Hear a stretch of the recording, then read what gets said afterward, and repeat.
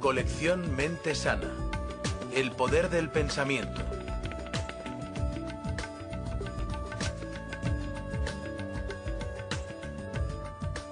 El doctor Deepak Chopra, líder de renombre mundial en el campo de la medicina cuerpo-mente. Tras enseñar en la Facultad de Medicina de la Universidad de Tufts, Boston, fue jefe del personal médico del New England Memorial Hospital.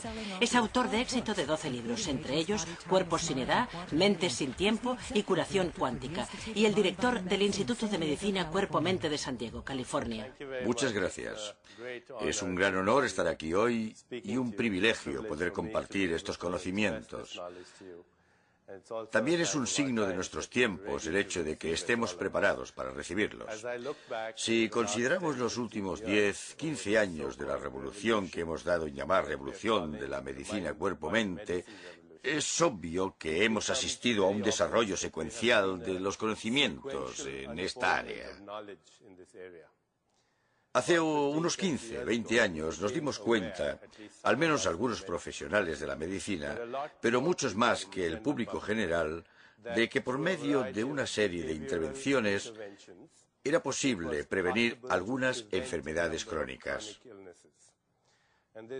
Este descubrimiento marcó el inicio de la era de la medicina preventiva. Esto nos condujo a otra fase en la comprensión de la medicina cuerpo-mente, en la que no solo es posible prevenir la enfermedad mediante cambios en la actitud, la dieta y la conducta, sino que también es posible activar una respuesta curativa desde nuestro interior. El cuerpo humano ha evolucionado a lo largo de millones o cientos de millones de años para albergar una inteligencia extraordinaria, la inteligencia del cuerpo humano. Y esta inteligencia es el genio supremo que refleja la sabiduría del universo. El cuerpo humano puede considerarse una exquisita farmacia de la naturaleza. Nuestro cuerpo es capaz de fabricar medicamentos asombrosos, tranquilizantes, somníferos, inmunomoduladores y antihipertensivos. Son sustancias que el cuerpo puede sintetizar en la dosis y en el momento adecuados para el órgano que lo precise. No tienen efectos secundarios y el prospecto viene con el envase. El envase es vuestro interior. A esta era la he denominado la era de la curación cuántica. Pero de hecho esta consideración nos ha permitido avanzar un paso más. Ahora estamos empezando a comprender el potencial de la fisiología humana, gracias al cual no solo es posible prevenir una serie de enfermedades, no solo es posible activar una respuesta curativa desde el interior del organismo, sino que también es posible mantener un estado de equilibrio. Es posible mantener una interacción exquisita y armoniosa entre los elementos y las fuerzas de este sistema que llamamos cuerpo-mente durante un largo periodo de tiempo.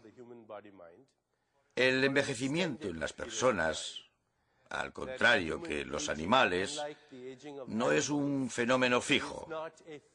Científicos y otros expertos sospechan hace tiempo que el envejecimiento humano es variable. Se acelera en condiciones de estrés. Puede ralentizarse con el enamoramiento. Pero lo que es más importante es que una serie de estudios realizados durante los últimos años revelan que el envejecimiento humano podría ser reversible. Los científicos miden el envejecimiento humano por medio de biomarcadores. Los biomarcadores son factores como la tensión arterial, la densidad ósea, la regulación de la temperatura corporal, el porcentaje de grasa en el cuerpo, la capacidad aeróbica, que es la capacidad de utilizar oxígeno, factores como la proporción de colesterol bueno, la masa y el tono musculares, el nivel de hormonas del sexo en el cuerpo humano, el umbral auditivo, la visión. Estos son algunos de los biomarcadores más usuales del envejecimiento. Y una serie de estudios realizados en los últimos años han revelado que es posible cambiar estos biomarcadores en la dirección opuesta, lo que llevaría a la extraordinaria conclusión de que lo que conocemos como edad cronológica no tiene por qué ser equivalente a la edad biológica. Hemos descubierto que una persona puede tener 25 años biológicamente, pero cronológicamente es mucho mayor. Cronológicamente tiene 50 o 60 años, pero se encuentra física y mentalmente en forma. Al medir sus biomarcadores, su edad biológica es muy inferior. Por otro lado, puede darse el caso de otra persona que es muy joven, de unos 25 años, pero que está física y emocionalmente quemada. Al medir sus biomarcadores, refleja la edad de una persona mayor. Así pues, el envejecimiento es variable. Es un proceso reversible. Y esta posibilidad no solo se da en el cuerpo físico, o las intervenciones para darle marcha atrás no solo se realizan en el cuerpo físico, sino también en el cuerpo emocional, del que hablaremos, y por medio de la experiencia espiritual. Una serie de estudios indican que cada una de estas intervenciones actúa de forma independiente, algunas desde el entorno, algunas desde el propio cuerpo, algunas desde la psicología y las emociones, y otras por medio de la experiencia espiritual. Por ejemplo, hace unos años, unos científicos de la Facultad de Medicina de Tufts sometieron a un experimento a personas de entre 60 y 72 años, aunque también los había aún mayores, de más de 95 años. Iniciaron un programa de ejercicio físico que incluía un programa de entrenamiento progresivo con pesas. Al cabo de un tiempo, cuando midieron los biomarcadores de envejecimiento y se midieron 10, todos habían revertido. Algunas personas que tenían entre 60 y 72 años estaban más en forma, tenían más energía y resistencia y podían levantar pesas mayores que otras personas de 25 años. Fue todo un descubrimiento porque nos demostró por vez primera que debemos cambiar nuestras expectativas en relación con el envejecimiento. Otro estudio aún más interesante fue el realizado por una científica, una psicóloga de la Universidad de Harvard, llamada Ellen Langer, que a mediados de los 80 había anunciado en el periódico de Boston que necesitaba personas de más de 75 años para que participaran en lo que hoy, en retrospectiva, podríamos llamar un experimento en el tiempo. Todas ellas tenían más de 75 años y se las llevó a un centro apartado, a algunos kilómetros de distancia de Boston, donde se había recreado un ambiente de los años 50, en concreto de 1959. Veían películas de la época como Anatomía de un asesinato o La gata sobre el tejado de zinc. En la televisión veían a Fidel Castro y a Khrushchev. Disponían de revistas como Life, el Saturday Evening Post de aquel año. En definitiva, se había hecho una réplica de todos los estímulos sensoriales de los 50. La premisa que impulsó este estudio es que a veces una experiencia recordada puede crear el mismo flujo de neurotransmisores y hormonas que la experiencia real. Una experiencia imaginada puede generar un flujo de sustancias químicas en el organismo que reproduce la experiencia real. Por ejemplo, si ahora cerrarais los ojos e imaginarais que estáis chupando un limón, podéis intentarlo si queréis. Imaginad que estáis chupando un limón y enseguida notaréis que estáis segregando enzimas salivares. Si imaginarais que estáis corriendo tras un tren, aceleraría vuestro ritmo cardíaco. En cambio, si imaginarais que vais a dormir, lo ralentizaría. Si imaginarais, como hacían algunos yogis antiguamente en la India, y aún hoy, que tenéis carbones ardiendo en la mano, se incrementaría la temperatura de la mano. Y si al mismo tiempo imaginarais que tenéis cubitos de hielo en la otra mano, bajaría la temperatura de esa mano. Si recordáis experiencias estresantes por las que habéis pasado hace poco o incluso hace bastante, se liberará adrenalina y cortisona el organismo. Hasta podría generarse ácido hidroclórico en el estómago y causaros acidez. Así pues, hace tiempo que se sabe que una experiencia recordada puede desencadenar el mismo flujo de neurotransmisores y la misma liberación de sustancias químicas en el organismo que una experiencia real. La doctora Langer pidió a las personas del experimento que volvieran a los años 50. ¿Y qué ocurrió? Al cabo de una semana, varios biomarcadores analizados revirtieron en gran medida, entre ellos la flexibilidad de los dedos o incluso su longitud. Revirtieron también otros biomarcadores como la audición o la visión.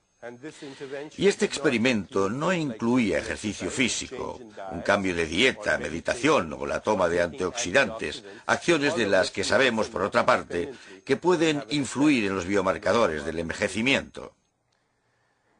Y la razón por la que hablo de estudios como este no es porque crea conveniente que nos retiremos a un lugar apartado e imaginar que vivimos en los años 50. La razón por la que hablo de estudios como este es que quiero llamar vuestra atención sobre una cuestión importante. ¿Qué es esto que llamamos realidad cotidiana? ¿Qué es la realidad cotidiana? Esta es la cuestión que quiero tratar ahora. Tal vez lo que consideramos la realidad cotidiana no es otra cosa que una hipnosis programada socialmente, una ficción inducida en la que hemos accedido a participar de forma colectiva. De vez en cuando, algunos salen de esa hipnosis de condicionamiento social y se forma un interesante y variopinto grupo de sabios, psicóticos y genios. Nuestra experiencia de la realidad cotidiana es el resultado de la interpretación de la experiencia sensorial. Así es como experimentamos el mundo, al fin y al cabo, a través de los sentidos, de lo que vemos, tocamos, saboreamos y olemos. Incluso tenemos expresiones como ver para creer. Si uno puede ver algo, lo puede tocar, tiene una textura, un color. Entonces es real. Existe. Y si uno no lo puede experimentar a través de los sentidos, entonces uno piensa, bueno, no es real, solo está en mi imaginación. Espero que para cuando acabemos hoy os haya convencido de que si podéis ver y tocar algo, probablemente sea una ilusión. No tiene una realidad intrínseca. Y en cambio, el embrión de algo que no podéis experimentar a través de los sentidos, que ni siquiera podéis imaginar, que no es conceptualizable, es más real que cualquier otra cosa que tengáis en la mente o podáis experimentar a través de los sentidos. Es abstracto, inefable, misterioso e incomprensible para mucha gente, pero experiencial. Hablaremos de ello más a fondo, porque podría ser en esencia nuestra naturaleza.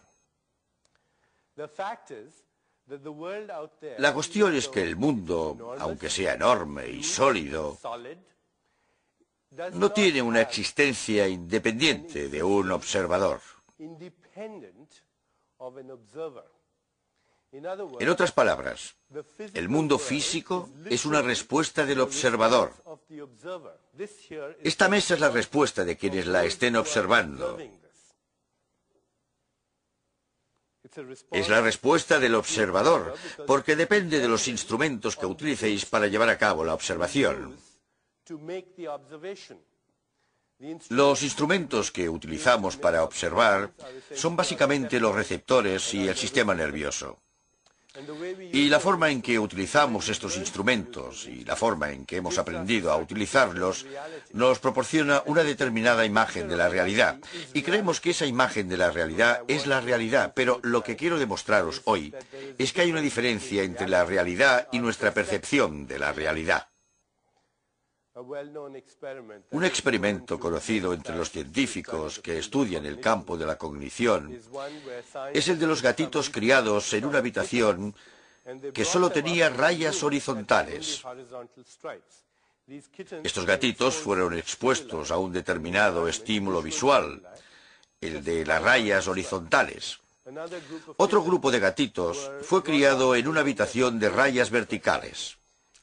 Una vez adultos, un grupo de gatos solo veía un mundo horizontal. El otro grupo solo veía un mundo vertical que no tenía nada que ver con la concepción de las cosas de estos gatos. Parece ser que no tenían las conexiones interneuronales, es decir, las conexiones entre neuronas para ver ya fuera un mundo horizontal o vertical. ¿Qué había pasado? Los gatos expuestos solo a estímulos horizontales hacían una interpretación. Su sistema nervioso hacía una interpretación. Quizá no fuera en inglés, quizá no fuera con acento indio, pero aún así se daba un proceso en la conciencia de estos gatos. Todo parece horizontal, así que todo debe de ser horizontal. De hecho, su sistema nervioso se había desarrollado de tal modo que acabó reforzando esa interpretación, por lo que al final lo que veían era su interpretación. Puedo aseguraros que la mayor parte de lo que vemos es una interpretación, y no hablo metafóricamente. Es una función de nuestros receptores y el modo en que hemos aprendido a utilizar esos receptores. Esto es válido para todos los seres vivos, no solo para los seres humanos. Una abeja, cuando ve una flor, como no percibe el mismo espectro de longitudes de onda de la luz que nosotros, pero ve la radiación ultravioleta, percibe esta radiación. Una abeja, cuando ve una flor, no ve la flor como nosotros, aunque perciba la miel a distancia. Una serpiente percibe su entorno mediante sensores infrarrojos. Un murciélago, gracias al eco de los ultrasonidos. Las ballenas y los delfines se desplazan gracias a la ecolocación y a la percepción de los campos magnéticos de la Tierra, igual que las palomas mensajeras y otras especies de aves. Los globos oculares de los camaleones pivotan sobre dos ejes distintos. No os podéis imaginar qué aspecto tendría esta habitación para un camaleón. Así que, ¿cuál es la verdadera imagen del mundo? ¿Cuál es su verdadera textura? ¿Cómo es en realidad? La respuesta es: depende de quién lo observe. ¿Qué clase de instrumentos utiliza? Depende de los instrumentos utilizados, el momento en que lleve a cabo la observación y la clase de preguntas que se haga cuando realice la observación. En esencia, es una respuesta del observador. La imagen del mundo no es su aspecto, es nuestro modo de verlo. Y nosotros hemos aprendido a verlo de determinada manera. Hasta ahora lo hemos mirado por medio de lo que yo llamo la superstición del materialismo. Según la superstición del materialismo, este es un mundo físico, y nosotros somos entidades físicas en el mundo físico. Esta es la superstición del materialismo. Sostiene que debemos confiar en los sentidos, cuando hasta el sentido común nos indica que los sentidos son la prueba menos fiable de la realidad. Al fin y al cabo, los sentidos nos dicen que la Tierra es plana, cosa que nadie cree ya. Los sentidos nos dicen el suelo que pisamos está quieto, si bien sabemos que está girando a una velocidad vertiginosa y que se desplaza por el universo a miles de kilómetros por hora. Los sentidos nos dicen que las cosas tienen una textura, un color, una forma, una apariencia, un color, un sabor, un olor, y tendemos a pensar que esta es la naturaleza intrínseca de las cosas. No lo es la naturaleza intrínseca del observador que realiza la observación. Por tanto, si queremos avanzar en la comprensión del cuerpo y la mente y el potencial humano, debemos deshacernos de nuestra vieja concepción de la realidad, basada en la superstición del materialismo. Debemos dejar de pensar en el cuerpo humano como una estructura anatómica rígida. Cuando fui a la Facultad de Medicina, al menos cuando fui a la Facultad de Medicina, quería conocer el significado de la vida. Esa era mi motivación para ir a la Facultad de Medicina. Y a lo primero que me enfrenté fue a un cadáver. Se suponía que debía comprender el significado de la vida por medio del examen de un cuerpo sin vida, y ese modelo es el que sigue prevaleciendo. Concebimos el cuerpo humano como una estructura anatómica rígida y concebimos la conciencia como el epifenómeno de este cuerpo material, que albergar pensamientos, sentimientos, emociones, deseos, instintos e impulsos, o enamorarse, creer en Dios, el cielo, el infierno, la salvación o la condena, es solo un baile de moléculas.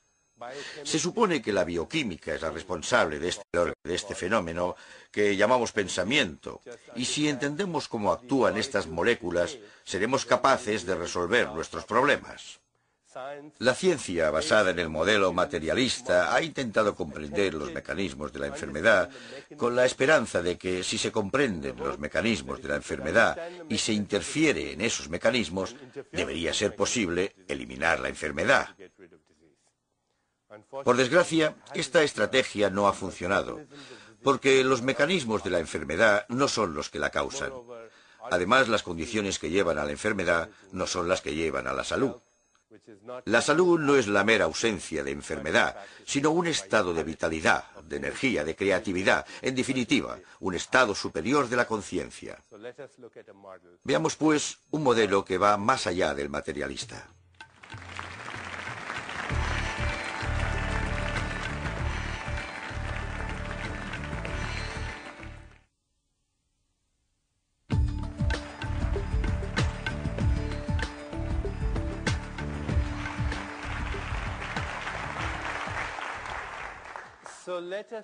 Intentemos considerar el cuerpo humano que se halla más allá de este modelo materialista. Centrarse en los mecanismos de la enfermedad e interferir en ellos puede influir en el desarrollo de la enfermedad. No hay duda al respecto. A pesar de que la medicina moderna esté basada en este eficaz modelo, se basa en la idea de que si sabemos cómo se multiplican las bacterias e interferimos en ese proceso con el antibiótico adecuado, no deberíamos volver a tener infecciones. O que si sabemos cómo se replican las células cancerosas al nivel del ADN e interferimos en ese proceso con la quimioterapia adecuada, deberíamos acabar con el cáncer. O que si sabemos cómo se une el ácido hidroclórico a sus receptores en las paredes del estómago e interferimos en ese proceso, no deberíamos tener úlceras. Este método funciona en algunos casos, y el modelo materialista es extremadamente eficaz en el tratamiento de enfermedades agudas.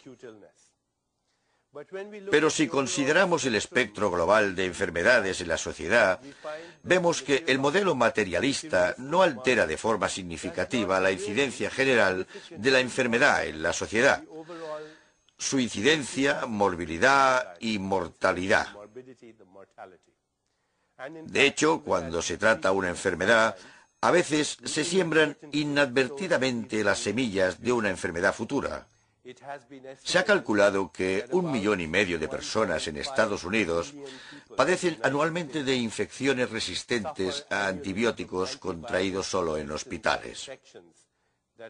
De hecho, miles de pacientes mueren de esas infecciones. Unos estudios han revelado que gastamos más de 3.000 millones de dólares al año en el tratamiento de infecciones iatrogénicas, es decir, infecciones contraídas en hospitales.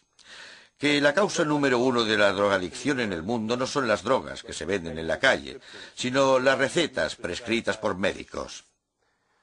Que a pesar del hecho de que haya más investigadores del cáncer que enfermos de cáncer, la incidencia de esta enfermedad ha aumentado durante los últimos 30 años. Un médico amigo mío me comentó hace unos años que había más gente que vivía del cáncer que la que moría debido a él.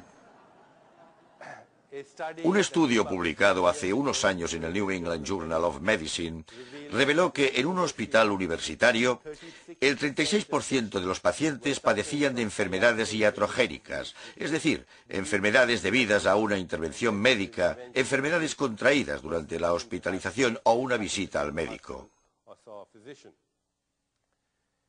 También se ha calculado que entre el 30 y el 50%, y en algunos estudios hasta el 80% de la población de Estados Unidos, Gran Bretaña y Canadá, toma un medicamento prescrito cada 24 horas.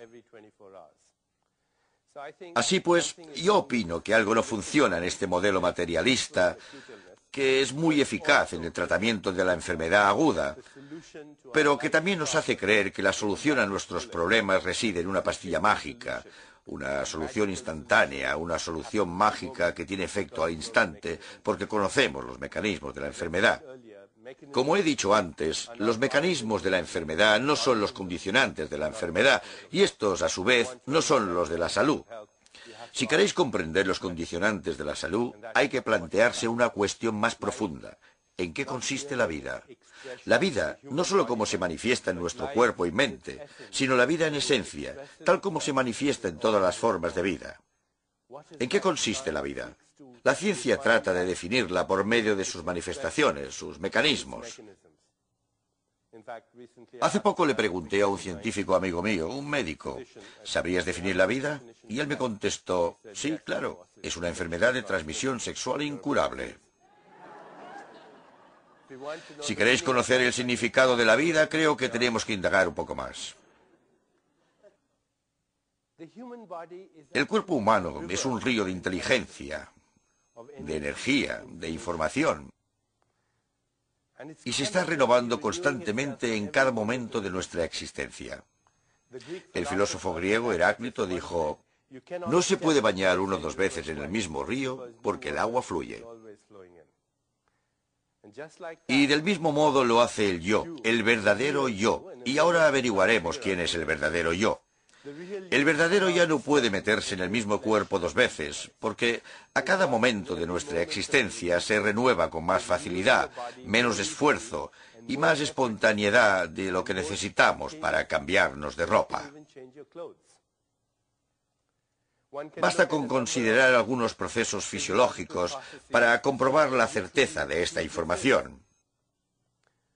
Se ha calculado que al respirar, en una sola inspiración, absorbemos 10 elevado a la 22 átomos del universo.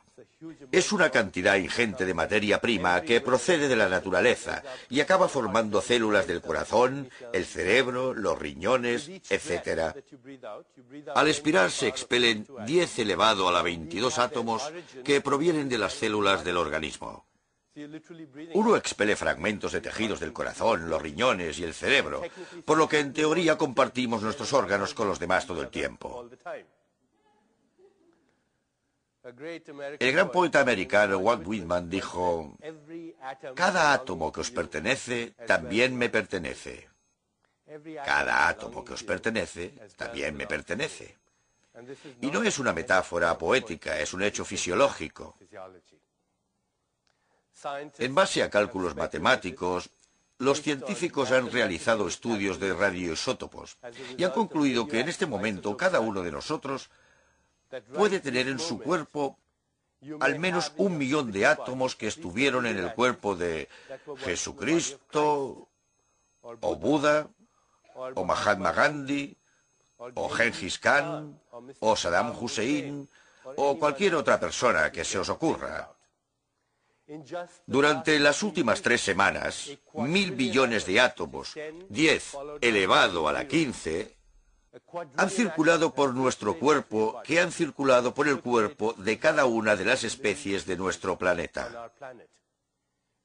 Un árbol africano, una ardilla siberiana o un campesino chino pueden ser la materia prima de nuestro cuerpo físico. Hace 3 semanas flotaba por esos otros seres. Se calcula que en menos de un año, uno renueva el 98% de los átomos del cuerpo. Por tanto, a nivel atómico, uno fabrica un nuevo hígado cada 6 meses, una nueva piel cada mes, un nuevo revestimiento del estómago cada 5 días, un nuevo esqueleto que, a pesar de ser tan duro y sólido que parece permanente, es un órgano dinámico que se renueva cada 3 meses. Y el ADN, la materia prima genética del cuerpo que almacena la información de millones de años de evolución, la materia prima fundamental, es decir, el carbono, el hidrógeno, el oxígeno, el nitrógeno, va y viene cada 6 semanas, casi como aves migratorias. Si uno piensa qué es su cuerpo físico, estaremos ante un dilema puesto que ¿a qué cuerpo nos referimos? Os doy esta conferencia con mi modelo de 1995, creo.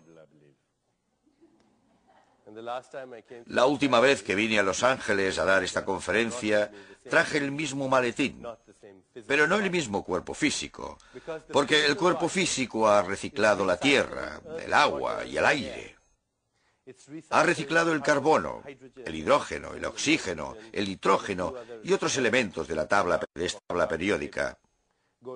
Si vais a una ferretería, podréis comprar la materia prima por $7. El cuerpo físico es tierra, agua, aire reciclados, elementos reciclados, que van y vienen en un abrir y cerrar de ojos. Y la expresión que todos conocemos sobre el polvo, de que venimos del polvo, circulamos durante un tiempo y luego nos convertimos en polvo, es una expresión literal. Somos polvo. Estamos hechos de polvo. Me gustaría sugeriros una posible alternativa de vernos a nosotros mismos. Y esa posible alternativa sería que quizá no seamos nuestro cuerpo físico, que lo que llamamos cuerpo físico tal vez solo sea un lugar donde residan nuestros recuerdos y sueños en el presente, que confundimos el caballo con el jinete, que el verdadero yo no son estas moléculas sobre las que cabalgo.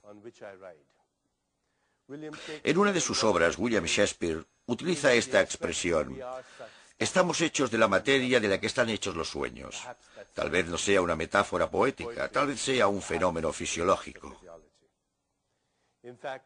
De hecho, al analizar la bibliografía que estudia el campo cuerpo, mente, alma y espíritu, he encontrado estudios, casos y observaciones fascinantes que se derivan de este campo.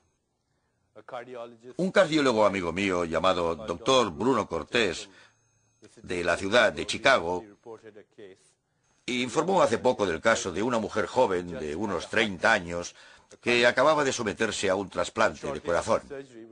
Poco después de la operación, al recuperarse de la anestesia general, sintió fuertes antojos de nuggets de pollo y cerveza.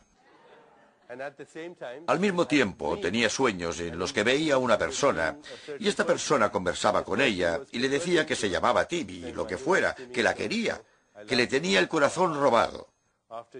Una vez le dieron el alta, fue a la biblioteca, buscó las necrológicas y encontró a un Timmy de 19 años, que al salir de un restaurante de comida rápida, donde había tomado mucha cerveza y nuggets de pollo, tuvo un accidente mortal con la moto. Ella llevaba su corazón, él era el donante. Desde entonces, el doctor Cortés y otros cardiólogos estudian la memoria celular en pacientes sometidos a trasplantes. Cuando me enteré de este caso, le dije a mi amigo que, de haber sido 10 años atrás, probablemente les habría dado al cardiólogo y a la paciente 100 miligramos de toracine y habría llamado a un psiquiatra. Pero vivimos en una época muy interesante. No podemos permitirnos proceder ya de ese modo. En la actualidad, en 1995, nos encontramos en lo que solo podemos denominar el clímax del derrocamiento de la superstición del materialismo. De hecho, nuestra tecnología se basa en este derrocamiento de la superstición del materialismo. Hoy en día, si podemos utilizar un fax, escuchar un programa de radio o ver la televisión, es porque la tecnología se basa en una premisa básica descubierta por los científicos. Esta premisa básica es que la naturaleza esencial del mundo material es que no es material. La materia esencial del universo es la no materia. Estas tecnologías no habrían sido posibles si los científicos no hubieran perforado la máscara de la materia. Estas tecnologías no habrían sido posibles si los científicos no hubieran perforado la máscara de la materia para penetrar en el mundo de la energía y la información. La materia esencial del universo es la no materia. Lo que es interesante es que no se trata simplemente de no materia. Podría ser no materia inteligente. Si acudiéramos a un buen físico, uno especializado en cuántica, podríamos preguntarle acerca de la verdadera naturaleza de los seres físicos. Él contestará que no son físicos, que el cuerpo humano está formado por átomos. Los átomos, a su vez, por partículas subatómicas que se mueven a grandes velocidades por espacios enormes. Y estas partículas subatómicas, aunque las llamemos partículas, no son entes reales. Son fluctuaciones de energía e información en un enorme vacío. Visto a través de los ojos de un físico, el cuerpo humano, en proporción, está tan vacío como el espacio intergaláctico. Si pudiéramos verlo tal como es realmente, veríamos un enorme espacio vacío con algunos puntos dispersos y descargas eléctricas aleatorias. Porque, en realidad, el 99,99% del cuerpo humano es, en su mayor parte, espacio vacío. Y el 0,01% que percibiríamos como material también es espacio vacío. En otras palabras, el universo está hecho de la nada. Si vamos más allá de la fachada de las moléculas, entramos en una nube subatómica. Si vamos más allá de la nube, acabaremos en un montón de nada. Entonces la pregunta es, ¿qué es esta nada de la que procedemos? ¿Qué es esta nada de la que procedemos todos? El gran poeta sufí Rumi, que vivió en el Líbano, en el Oriente Medio, hace 1000 años, dijo: girando salimos de la nada, estrellas en expansión como el polvo. Dijo: observad esos mundos que surgen girando de la nada. Este es vuestro poder. Ahí fuera, donde están las ideas del bien y el mal, hay un campo. Ahí me reuniré con vosotros. ¿En qué consiste esta nada? ¿Es solo un vacío o podría ser el viento de la creación? Es posible, aunque sea de forma remota, que la naturaleza actúe exactamente del mismo modo para crear una galaxia de estrellas, o un grupo de nebulosas, o una selva tropical, o un cuerpo humano que para crear un pensamiento. ¿Os habéis preguntado qué es un pensamiento? ¿Os habéis preguntado de dónde procede? ¿Qué es un pensamiento?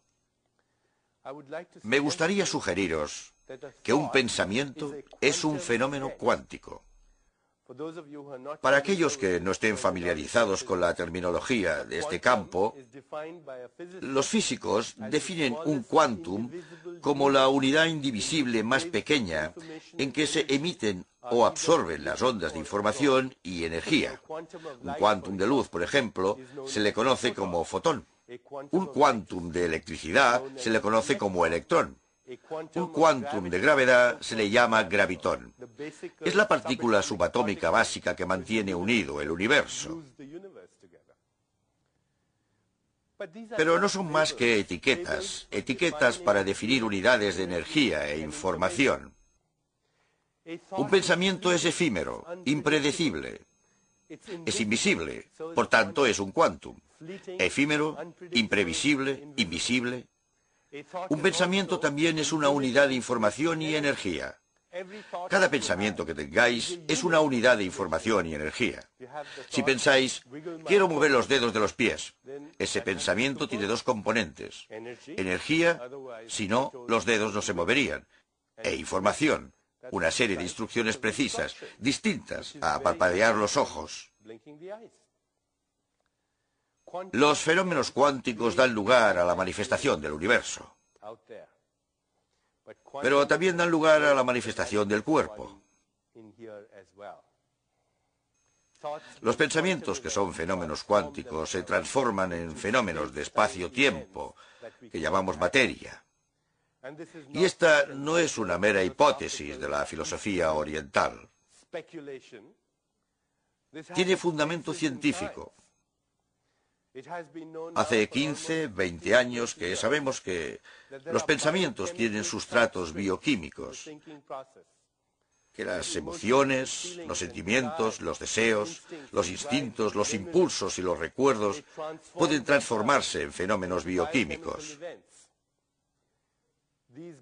A estos mensajeros bioquímicos de nuestro interior se les identificó como neuropéptidos porque fueron hallados en el cerebro y son proteínas. Y así es como las células cerebrales se comunican entre sí por medio del lenguaje de los neuropéptidos. No obstante, después se descubrió que hay receptores para estos neuropéptidos, no solo en las células cerebrales, sino en todas las células del organismo. Cuando los científicos estudiaron las células inmunológicas, las células que nos protegen del cáncer, las infecciones, los trastornos degenerativos e incluso los estragos del tiempo, descubrieron que las células inmunológicas presentan receptores para los mismos neuropéptidos que se sintetizan en el cerebro como consecuencia de los pensamientos, los sentimientos y las emociones. En otras palabras, las células inmunológicas se enteran constantemente de nuestro diálogo interno. Alguien en nuestro interior tiene una conversación ininterrumpida consigo mismo. Dentro de un momento, analizaremos quién puede ser esta persona y dónde podría residir. Pero, por el momento, admitiremos que quien quiera que sea nunca calla. La conversación no cesa en ningún momento. Si le preguntáramos a un buen neurobiólogo al respecto, diría que el sistema inmunológico escucha esta conversación. De hecho, este especialista diría que no hay diferencia entre el sistema inmunológico y el sistema nervioso. Afirmaría que el sistema inmunológico es un sistema nervioso en circulación. Y por si eso no fuera suficientemente intrigante e interesante, el mismo fenómeno tiene lugar en el resto de células del organismo. Si uno dice que siente un extraño presentimiento en las tripas, no está hablando metafóricamente, sino literalmente.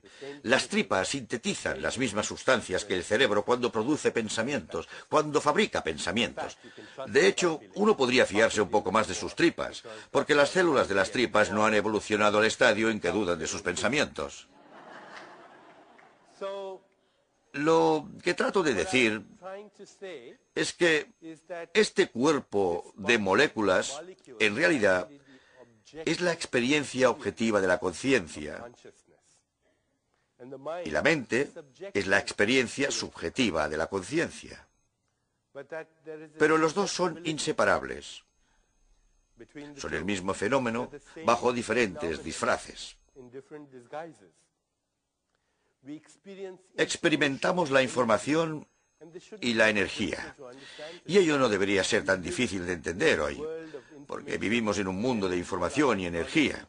Hoy la tecnología es tecnología de la información. Experimentamos la información y la energía subjetivamente a través de la mente. Y experimentamos la información y la energía objetivamente a través del cuerpo, pero también a través del mundo físico. Que el mundo físico exterior está formado por información y energía que experimentamos a través de nuestros sensores. Nuestros sensores son transductores que convierten la información y la energía en sabores, texturas, formas y colores. Nosotros, vosotros y yo, asociamos estas formas, texturas, colores, sabores y olores con ese campo, que es un flujo ambiguo e incesante de cuántums de información y energía. Experimentamos esa misma información y energía en el cuerpo físico y experimentamos esa misma información y energía en la mente como pensamientos, sentimientos, emociones y deseos. Pero se trata de lo mismo bajo diferentes disfraces. Por eso existe un antiguo dicho en la literatura védica que dice: yo soy aquello, tú eres aquello, y todo es aquello, y aquello es lo único que existe. Y si lo comprendéis, buenas noches y gracias.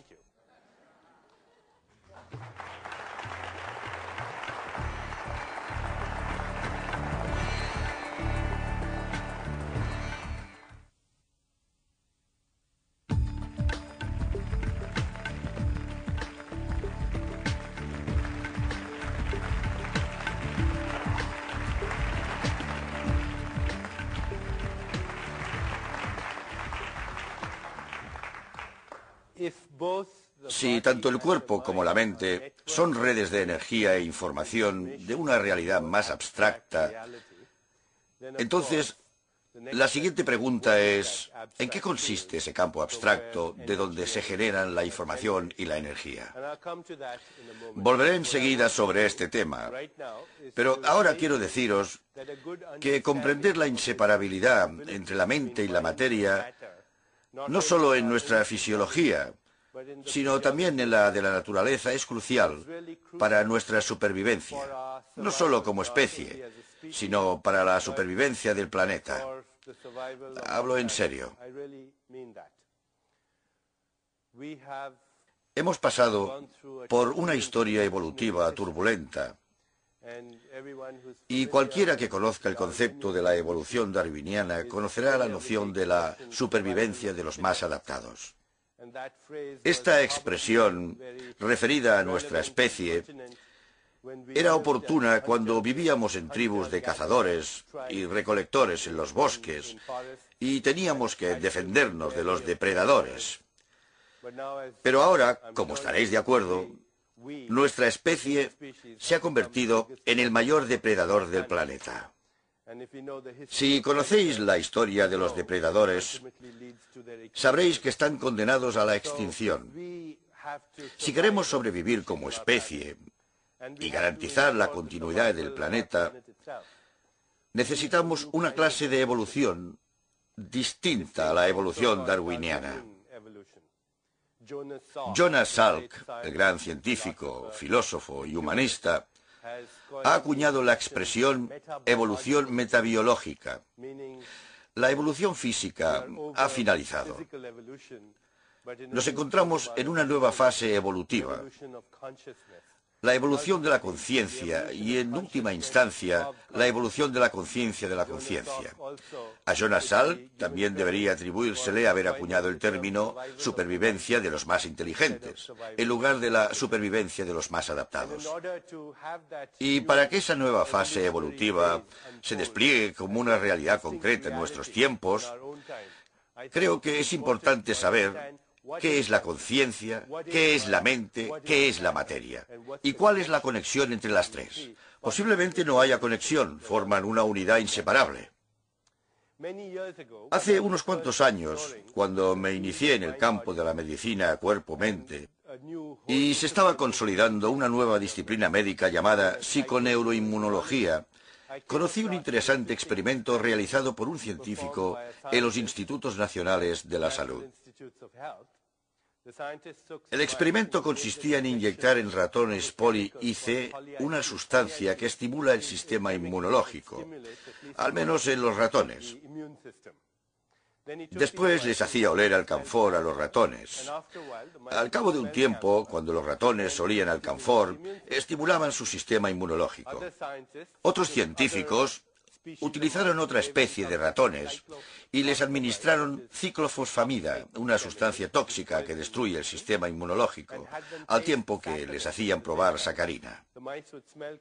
Estos ratones, al solo olor de la sacarina, comenzaban a destruir su sistema inmunológico. Interesante situación. Un grupo de ratones olía alcanfor y estimulaba su sistema inmunológico. Otro grupo de ratones probaba sacarina y destruía el suyo. ¿Cuál es la diferencia fundamental entre la supervivencia y la muerte de estos ratones? Si exponemos a un grupo a bacterias, tendrán una infección. Si se les administra carcinógenos, desarrollarán cáncer, y en el otro no ocurrirá nada. ¿Cuál es la diferencia fundamental? Radica en la interpretación del recuerdo del olor al alcanfor o del sabor de la sacarina. La diferencia fundamental, al menos en este modelo de experimento, parece ser la interpretación de un recuerdo. ¿Podría ser relevante para nosotros? Un psicólogo calcula que una persona podría tener de promedio unos 60.000 pensamientos al día. Esto no es sorprendente. Lo que sí es desconcertante es que alrededor del 95% de los pensamientos que tiene uno un día son los que tuvo el día anterior. Nos hemos convertido literalmente en manojos de reflejos condicionados y nervios que son estimulados constantemente por personas y circunstancias y que dan lugar a conductas predecibles, reflejos bioquímicos predecibles y fenómenos predecibles en este cuerpo.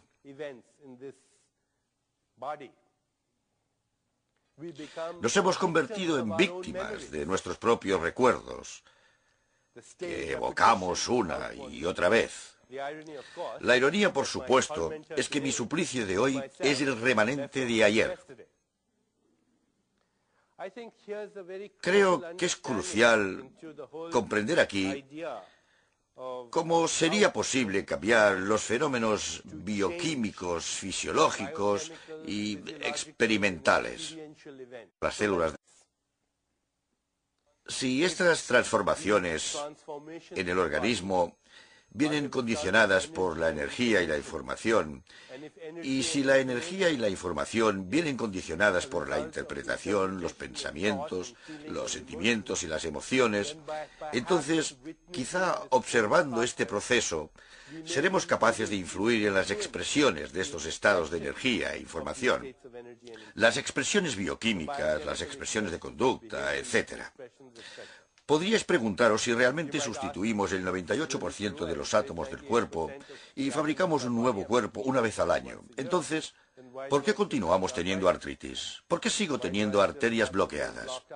Y la respuesta podría ser que, debido al condicionamiento, generamos los mismos impulsos de información y energía, que no son exactamente los mismos pensamientos, sentimientos, emociones e ideas, pero sí mantenemos las mismas conductas, los mismos hábitos en la dieta, la misma experiencia sensorial del mundo. En consecuencia, engendramos los mismos estados de información y energía que desencadenan los mismos procesos bioquímicos y fisiológicos, las mismas conductas y, en última instancia, los mismos efectos patológicos. Existe una expresión magnífica en la ciencia védica, la ciencia de la Ayurveda, la ciencia de la vida que nos viene de una tradición muy antigua. La expresión es: utilizo los recuerdos, pero no permito que los recuerdos me utilicen. Esta es una expresión muy interesante, porque aquí podríamos tener la clave de lo que quizá constituya la respuesta curativa. Utilizo los recuerdos, pero no permito que los recuerdos me utilicen. Claro que hay que recurrir a los recuerdos, de lo contrario no encontraríamos el camino de vuelta a casa esta noche. Pero cuando uno permite que los recuerdos lo utilicen, se convierte en víctima en vez de creador. Dejar que los recuerdos lo utilicen a uno es estar en un estado de reacción constante. Y utilizar recuerdos para crear respuestas que son creativas en el campo de posibilidades es convertirse en un creador. Es la diferencia esencial entre lo que en tradiciones espirituales se ha llamado esclavitud y libertad. La esclavitud sería hacia nuestros recuerdos y la libertad desde nuestros recuerdos. Profundizaré en el tema dentro de un rato. De momento quería establecer las bases de esta inseparabilidad de la mente y la materia y cómo influye en la salud. Otro experimento fascinante, publicado en el Journal Science en 1980, consistía en el estudio por parte de científicos de la Universidad Estatal de Ohio del metabolismo del colesterol en los conejos. Administraron a los conejos dietas muy altas en colesterol. Al cabo de un tiempo, comprobaron la elevación del colesterol y la arteriogénesis, que es el endurecimiento de las arterias, y para su asombro, descubrieron que un grupo de conejos no desarrollaba el mismo nivel de arteriosclerosis o hiperlipidemia, aunque tuvieran la misma dieta. De hecho, se registraba un 60% menos en la incidencia de hiperlipidemia y sus complicaciones. No sabían por qué se daba esa diferencia, hasta que alguien averiguó que el encargado de dar de comer a los conejos, en lugar de arrojarles la comida, les sacaba de las jaulas, les acariciaba y les abrazaba. Les susurraba cosas cariñosas al oído. Como consecuencia de esta experiencia de amor, y si no os gusta la palabra, podéis llamarlo flujo de información y energía. Como consecuencia de esta nueva experiencia, los conejos transferían el colesterol por una vía metabólica completamente diferente. Esto marcaba la diferencia entre la vida y la muerte en relación a la causa mortal número 1 de nuestra civilización, como sabréis, la enfermedad cardiovascular. Así, pues, aunque es importante lo que comemos, parece que nuestro estado de conciencia cuando comemos influye en las vías metabólicas de los alimentos, una cuestión que la ciencia aún no ha reconocido. Desde un punto de vista puramente científico, la conciencia no desempeña ningún papel en la nutrición, y sin embargo, la conciencia podría ser uno de los determinantes cruciales del propio metabolismo de los alimentos. Leí otro estudio fascinante hace unos años en el Journal Pediatrics. Científicos e investigadores de la Facultad de Medicina de la Universidad de Miami estudiaban la capacidad de desarrollo en bebés prematuros, nacidos entre 8 y 10 semanas antes de lo previsto. Repartieron los bebés en dos grupos. En un grupo, las cunas tenían orificios a través de los cuales un investigador podía meter la mano y acariciar al bebé unas 3 veces durante aproximadamente 15 minutos. Claro que no lo llamaban caricias, sino estimulación táctil y kinestésica, el término médico orwelliano para caricias. Dios nos libre de llamarlo amor. Los bebés que recibieron la estimulación táctil y kinestésica ganaron de promedio hasta un 49% más de peso al día con la misma alimentación, lo que llevó a los investigadores a concluir que la estimulación táctil y kinestésica es una estrategia rentable, porque se ahorran $3.000 por paciente. Ganaban peso mucho más rápido. Ahora sabemos que si tocamos a alguien con cariño, se da una liberación inmediata de factores y hormonas del crecimiento, especialmente en bebés y niños, aunque también en los adultos. Y la hormona del crecimiento es una hormona antienvejecimiento. Es una hormona que tiene efectos biológicos, que revierten el proceso de envejecimiento, incluso en los adultos. Es una hormona anabólica. Cuando una perra lame a sus cachorros, eso es lo que ocurre. Se producen explosiones de hormonas de crecimiento. De hecho, existe una enfermedad que los científicos reconocen. Los endocrinólogos la llaman enanismo psicosocial. Y en esta enfermedad los niños son literalmente enanos. Al medir la hormona del crecimiento en la sangre, su concentración es muy baja. Y si se les administra hormona del crecimiento, siguen sin crecer. Los receptores no se unen a esta hormona, porque estos niños no son enanos físicamente, son enanos emocionales. Si se les saca de su entorno y pasan a tener una madre cariñosa o la figura de una madre y se les acaricia, los niveles de la hormona del crecimiento subirán y los receptores se unirán a ella. Lo que vemos aquí es la transformación de la conciencia en algo material. En este caso, la hormona del crecimiento, el producto de un determinado código de inteligencia en la conciencia. Muchos estudios demuestran que no solo entran en juego los factores del crecimiento, sino también muchas otras sustancias. Se da un torrente de sustancias curativas en el organismo como consecuencia de la experiencia sensorial del mundo, pero esa experiencia sensorial no debe ser amenazadora, debe ser cariñosa. El amor se transforma en estas sustancias curativas. Seguro que habréis oído la canción Tócame, siénteme, óyeme, cúrame. En realidad es un hecho fisiológico.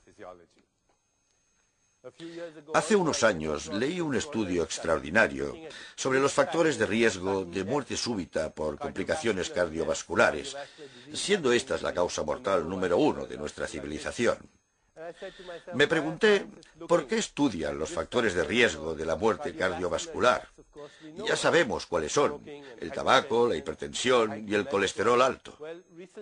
Estadísticas recientes indican que más del 50% de los pacientes, que de hecho es la mayoría, mueren prematuramente de complicaciones cardiovasculares y no presentan ninguno de los factores de riesgo estándar. ¿Qué descubrieron? Que el desencadenante número 1 de los accidentes coronarios mortales es la insatisfacción laboral entre los que odian su trabajo. Existe un concepto muy interesante en la medicina ayurvédica. De hecho, es una ley espiritual denominada la ley del Dharma. La palabra Dharma en sánscrito significa propósito en la vida. Según la ley del Dharma, estamos aquí por una razón, que consta al menos de 3 componentes. Número 1, descubrir la verdadera naturaleza de la realidad, perforar la máscara de la materia y afrontar la realidad no solo por el artificio de la experiencia sensorial, sino por lo que es, porque entre nosotros y la realidad existe una pantalla de percepción. Existe una expresión hermosa en uno de los poemas de William Blake. Veré si lo recuerdo. Dice, nos vemos llevados a creer una mentira. Cuando vemos con y no a través del ojo que nació una noche para perecer en una noche cuando el alma dormía en rayos de luz. El primer componente de esta ley del Dharma es afrontar la realidad, no por el artificio de la percepción, sino afrontarla tal como es y reconocer que es nuestra naturaleza espiritual. Volveré sobre ello más tarde. El segundo componente de la misma ley del Dharma es servir al prójimo, plantearse la pregunta, ¿cómo puedo ayudar? Y el tercero es expresar nuestro talento único, porque la ley del Dharma dice que todos tenemos un talento único y una forma única de expresarlo que nadie más tiene. Hay una cosa que uno puede hacer mejor que nadie en este planeta, y cuando la hace, pierde la noción del tiempo, pierde la conciencia del tiempo. Por tanto, afirmaría que el primer factor de muerte prematura es la falta de propósito en la vida. El desencadenante número 2 es la valoración de la felicidad propia. Si uno piensa que es feliz o no. A partir de este estudio y otros estudios similares, también en Europa, se han obtenido unas estadísticas sorprendentes. Más personas mueren en nuestra civilización en un día en particular de la semana. Y estoy seguro de que adivinaréis en qué día. Sí, y adivinad a qué hora. A las 9 de la mañana de los lunes mueren más personas en nuestra civilización que en cualquier otro momento. Es un logro extraordinario y asombroso, únicamente atribuible a la especie humana. Porque imagino que ningún otro animal conoce la diferencia entre un lunes y un martes. ¿Qué diferencia hay? Es solo una idea. Es solo una idea. Y las ideas no se ven. No se pueden meter en un tubo de ensayo. No se pueden observar al microscopio. Pero las ideas han sido las precursoras de la enfermedad, la muerte, la devastación y la guerra. También podrían ser las mensajeras de la curación. Hasta la experiencia del espacio y el tiempo la generamos de forma parecida. Si le preguntáramos a un físico, ¿ha hecho alguien un experimento dado con una fórmula matemática que demuestre la existencia del flujo del tiempo lineal? Si se lo preguntáramos a un físico, nos dirá que no se ha hecho ningún experimento, ni se ha dado con ninguna fórmula. Que el flujo del tiempo lineal es un fenómeno creado por el sistema nervioso. En un universo en el que el pasado, el presente y el futuro coexisten en un campo de todas las posibilidades. Que la experiencia del tiempo lineal es la forma de la naturaleza de evitar que experimentemos todo a la vez, que es en realidad lo que sucede. Y por supuesto, por nuestra propia experiencia, sabemos que tenemos una experiencia personal del tiempo. Si lo pasamos bien, el tiempo pasa rápido. Hace unos años cogí un vuelo de Boston a Londres, donde me encontré a un viejo amigo. Lo pasamos tan bien que el tiempo pasó volando. El vuelo duraba 6 horas, pero a nosotros nos pareció que pasó, como dice la expresión, en un plis-plas. No comimos, no dormimos. Cuando llegamos, ni siquiera experimentamos el lag. Todos estos ciclos biológicos, ciclos fijos de descanso y vigilia, todos estos ritmos que orquestan la digestión y el metabolismo se reestructuraron. Como consecuencia de la experiencia, lo pasamos bien. Todos conoceréis a personas de vuestro entorno que parecen la viva imagen de la expresión «se me acaba el tiempo». Ven el mismo reloj que todos, pero para ellos va mucho más rápido. Si las examináramos, veríamos que tienen un reloj biológico acelerado, ritmos cardíacos más rápidos y plaquetas con altos niveles de adrenalina, plaquetas que se acurrucan de miedo, así como altos niveles de otras hormonas del estrés. Cuando de repente mueren de un infarto prematuro, entonces claro que se les ha acabado el tiempo. Y luego conocemos a personas cuyo diálogo interno parece que sea «tengo todo el tiempo del mundo». Tienen un reloj biológico más lento.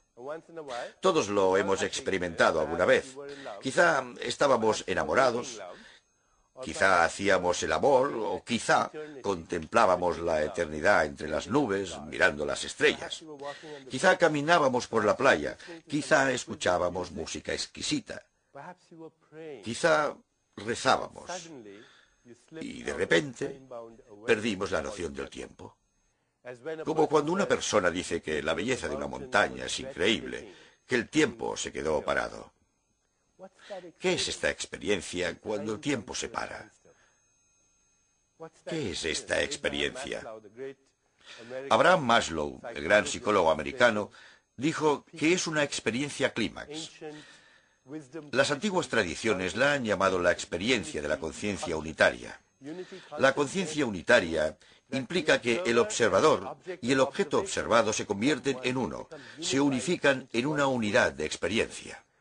El espectador y el paisaje se convierten en uno, el conocedor y el objeto de conocimiento se convierten en uno. El observador y lo observado se convierten en uno. Son la misma cosa bajo diferentes disfraces. También es la experiencia del amor, pero amor no como mero sentimiento, amor como la verdad última en el corazón de la creación. El poeta indio Rabindranath Tagore dijo: la misma corriente de vida que recorre el mundo y baila a ritmos acompasados recorre mis venas día y noche. Es la misma vida que estalla de alegría a través del polvo de la tierra en forma de briznas de hierba y ráfagas tumultuosas de flores. Es la misma vida mecida en la cuna del mar del nacimiento y la muerte, en las mareas, y mis miembros se sienten magníficamente al contacto con este mundo de vida, y siento la vibración vital de los tiempos bailando en mi sangre en este momento. Esa es la experiencia de atemporalidad, la pérdida de la noción del tiempo para llegar a la conciencia unitaria.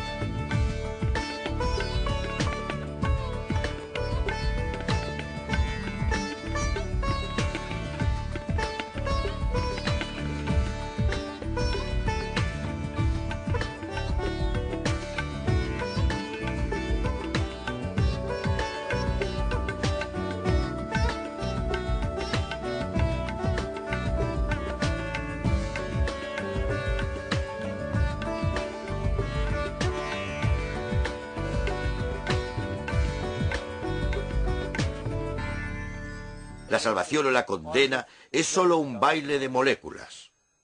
Se supone que la bioquímica es la responsable de este fenómeno que llamamos pensamiento, y si entendemos cómo actúan estas moléculas, seremos capaces de resolver nuestros problemas.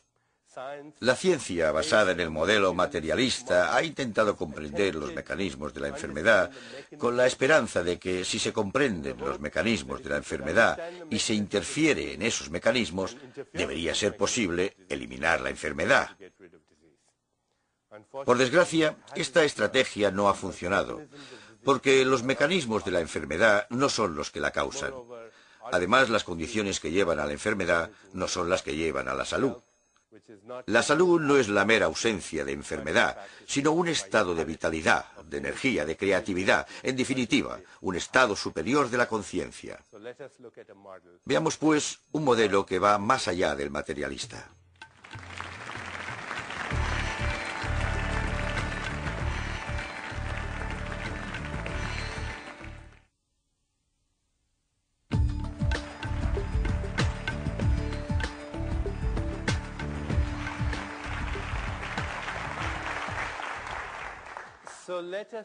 Intentemos considerar el cuerpo humano que se halla más allá de este modelo materialista. Centrarse en los mecanismos de la enfermedad e interferir en ellos puede influir en el desarrollo de la enfermedad. No hay duda al respecto. A pesar de que la medicina moderna esté basada en este eficaz modelo, se basa en la idea de que si sabemos cómo se multiplican las bacterias e interferimos en ese proceso con el antibiótico adecuado, no deberíamos volver a tener infecciones. O que si sabemos cómo se replican las células cancerosas al nivel del ADN e interferimos en ese proceso con la quimioterapia adecuada, deberíamos acabar con el cáncer. O que si sabemos cómo se une el ácido hidroclórico a sus receptores en las paredes del estómago e interferimos en ese proceso, no deberíamos tener úlceras. Este método funciona en algunos casos, y el modelo materialista es extremadamente eficaz en el tratamiento de enfermedades agudas. Pero si consideramos el espectro global de enfermedades en la sociedad, vemos que el modelo materialista no altera de forma significativa la incidencia general de la enfermedad en la sociedad, su incidencia, morbilidad y mortalidad. De hecho, cuando se trata una enfermedad, a veces se siembran inadvertidamente las semillas de una enfermedad futura. Se ha calculado que 1,5 millones de personas en Estados Unidos se creen en Dios, el cielo, el infierno, la salvación o la condena es solo un baile de moléculas. Se supone que la bioquímica es la responsable de este fenómeno que llamamos pensamiento, y si entendemos cómo actúan estas moléculas, seremos capaces de resolver nuestros problemas.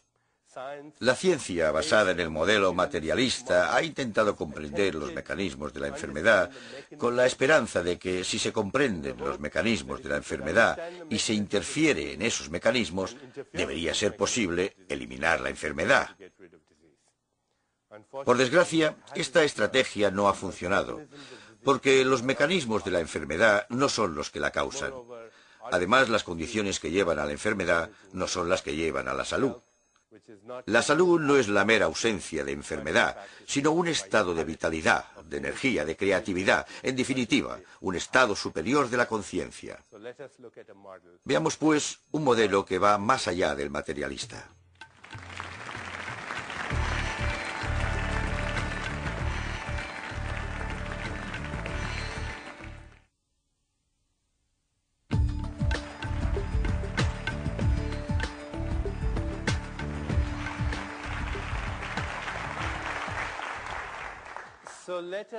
Intentemos considerar el cuerpo humano que se halla más allá de este modelo materialista. Centrarse en los mecanismos de la enfermedad e interferir en ellos puede influir en el desarrollo de la enfermedad. No hay duda al respecto. A pesar de que la medicina moderna esté basada en este eficaz modelo, se basa en la idea de que si sabemos cómo se multiplican las bacterias e interferimos en ese proceso con el antibiótico adecuado, no deberíamos volver a tener infecciones. O que si sabemos cómo se replican las células cancerosas al nivel del ADN e interferimos en ese proceso con la quimioterapia adecuada, deberíamos acabar con el cáncer. O que si sabemos cómo se une el ácido hidroclórico a sus receptores en las paredes del estómago e interferimos en ese proceso, no deberíamos tener úlceras. Este método funciona en algunos casos, y el modelo materialista es extremadamente eficaz en el tratamiento de enfermedades agudas. Pero si consideramos el espectro global de enfermedades en la sociedad, vemos que el modelo materialista no altera de forma significativa la incidencia general de la enfermedad en la sociedad, su incidencia, morbilidad y mortalidad. De hecho, cuando se trata una enfermedad, a veces se siembran inadvertidamente las semillas de una enfermedad futura. Se ha calculado que, pero ahora, como estaréis de acuerdo, nuestra especie se ha convertido en el mayor depredador del planeta. Si conocéis la historia de los depredadores, sabréis que están condenados a la extinción. Si queremos sobrevivir como especie y garantizar la continuidad del planeta, necesitamos una clase de evolución distinta a la evolución darwiniana. Jonas Salk, el gran científico, filósofo y humanista, ha acuñado la expresión evolución metabiológica, La evolución física ha finalizado. Nos encontramos en una nueva fase evolutiva, la evolución de la conciencia y, en última instancia, la evolución de la conciencia de la conciencia. A Jonas Salk también debería atribuírsele haber acuñado el término supervivencia de los más inteligentes, en lugar de la supervivencia de los más adaptados. Y para que esa nueva fase evolutiva se despliegue como una realidad concreta en nuestros tiempos, creo que es importante saber ¿qué es la conciencia? ¿Qué es la mente? ¿Qué es la materia? ¿Y cuál es la conexión entre las tres? Posiblemente no haya conexión, forman una unidad inseparable.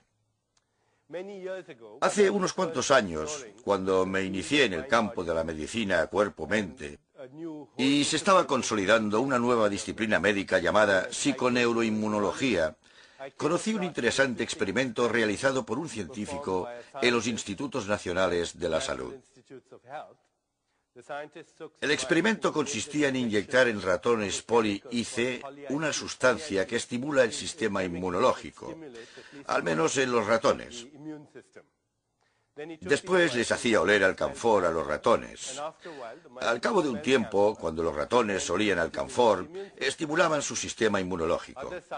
Otros científicos utilizaron otra especie de ratones y les administraron ciclofosfamida, una sustancia tóxica que destruye el sistema inmunológico, al tiempo que les hacían probar sacarina. Estos ratones, al solo olor de la sacarina, comenzaban a destruir su sistema inmunológico. Interesante situación. Un grupo de ratones olía alcanfor y estimulaba su sistema inmunológico. Otro grupo de ratones probaba sacarina y destruía el suyo. ¿Cuál es la diferencia fundamental entre la supervivencia y la muerte de estos ratones? Si exponemos a un grupo a bacterias, tendrán una infección. Si se les administra carcinógenos, desarrollarán cáncer, y en el otro no ocurrirá nada. ¿Cuál es la diferencia fundamental? Radica en la interpretación del recuerdo del olor al alcanfor o del sabor de la sacarina. La ciencia es de nuestro planeta. Un árbol africano, una ardilla siberiana o un campesino chino pueden ser la materia prima de nuestro cuerpo físico. Hace 3 semanas flotaba por esos otros seres. Se calcula que en menos de un año, uno renueva el 98% de los átomos del cuerpo. Por tanto, a nivel atómico, uno fabrica un nuevo hígado cada 6 meses, una nueva piel cada mes, un nuevo revestimiento del estómago cada 5 días, un nuevo esqueleto que, a pesar de ser tan duro y sólido que parece permanente, es un órgano dinámico que se renueva cada 3 meses. Y el ADN, la materia prima genética del cuerpo que almacena la información de millones de años de evolución, la materia prima fundamental, es decir, el carbono, el hidrógeno, el oxígeno, el nitrógeno, va y viene cada 6 semanas, casi como aves migratorias. Si uno piensa qué es su cuerpo físico, estaremos ante un dilema puesto que ¿a qué cuerpo nos referimos? Os doy esta conferencia con mi modelo de 1995, creo. La última vez que vine a Los Ángeles a dar esta conferencia, traje el mismo maletín, pero no el mismo cuerpo físico, porque el cuerpo físico ha reciclado la tierra, el agua y el aire. Ha reciclado el carbono, el hidrógeno, el oxígeno, el nitrógeno y otros elementos de esta tabla periódica. Si vais a una ferretería, podréis comprar la materia prima por $7. El cuerpo físico es tierra, agua, aire reciclados, elementos reciclados, que van y vienen en un abrir y cerrar de ojos. Y la expresión que todos conocemos sobre el polvo, de que venimos del polvo, circulamos durante un tiempo y luego nos convertimos en polvo, es una expresión literal. Somos polvo. Estamos hechos de polvo. Me gustaría sugeriros una posible alternativa de vernos a nosotros mismos.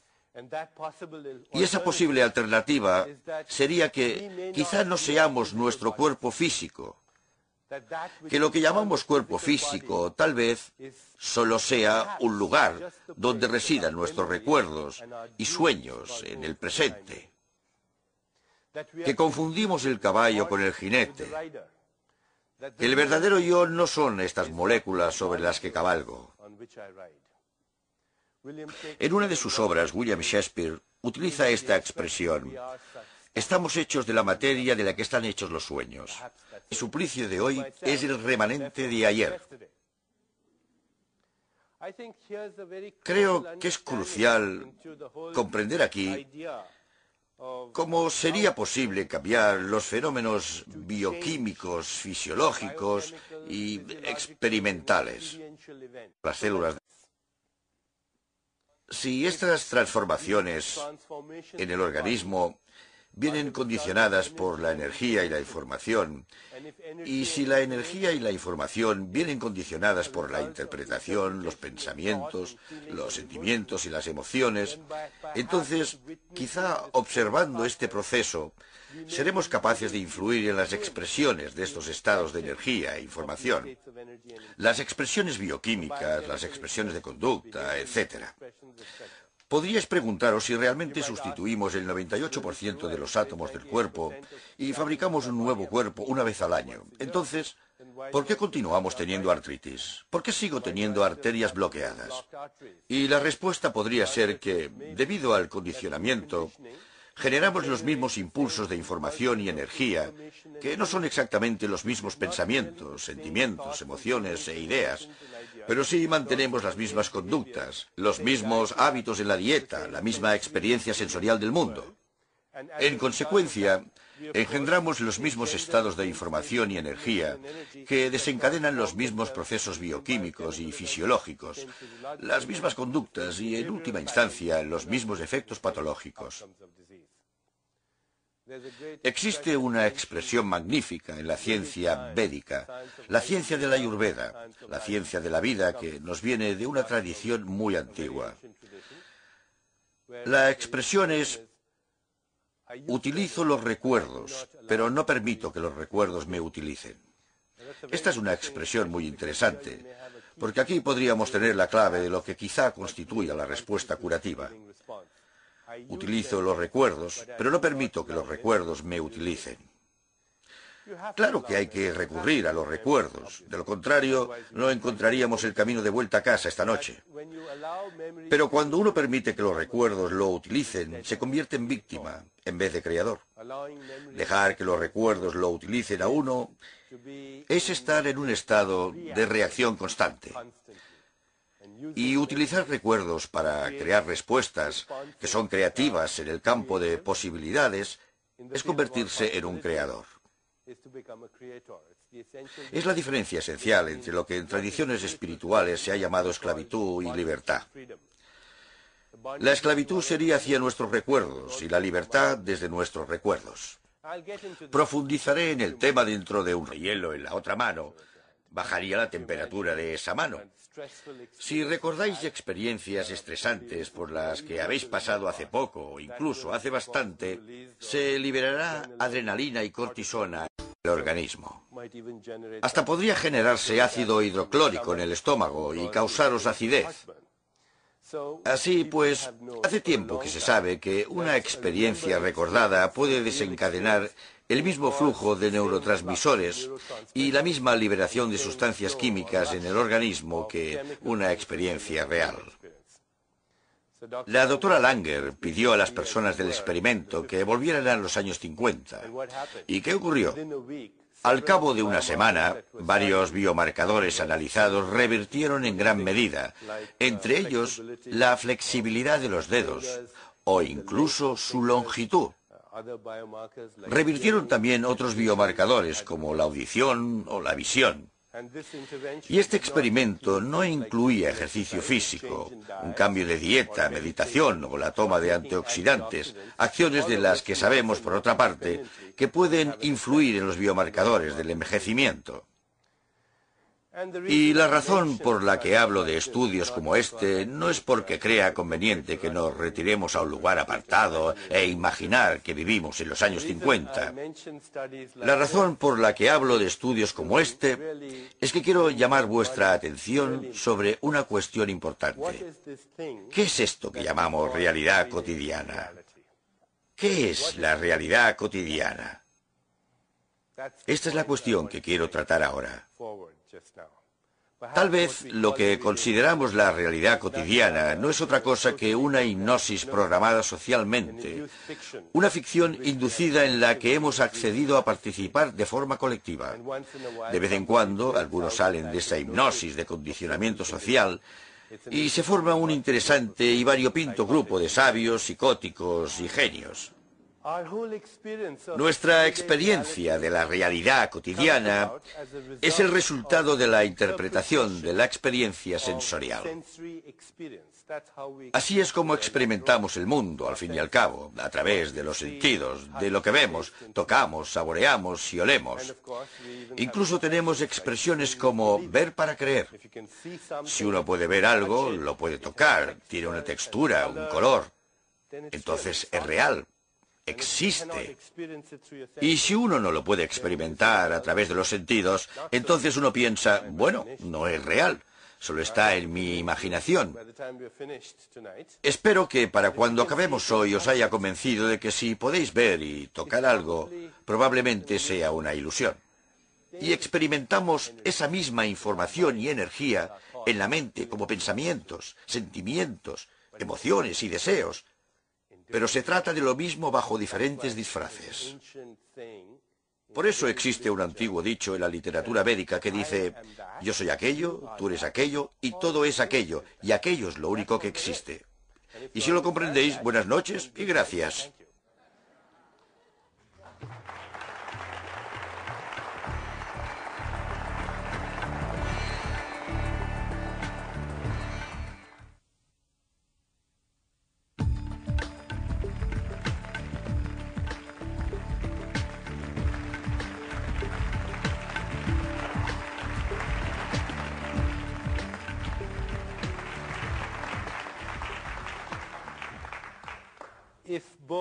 Si tanto el cuerpo como la mente son redes de energía e información de una realidad más abstracta, entonces la siguiente pregunta es, ¿en qué consiste ese campo abstracto de donde se generan la información y la energía? Volveré enseguida sobre este tema, pero ahora quiero deciros que comprender la inseparabilidad entre la mente y la materia, no solo en nuestra fisiología, sino también en la de la naturaleza, es crucial para nuestra supervivencia, no solo como especie, sino para la supervivencia del planeta. Hablo en serio. Hemos pasado por una historia evolutiva turbulenta, y cualquiera que conozca el concepto de la evolución darwiniana conocerá la noción de la supervivencia de los más adaptados.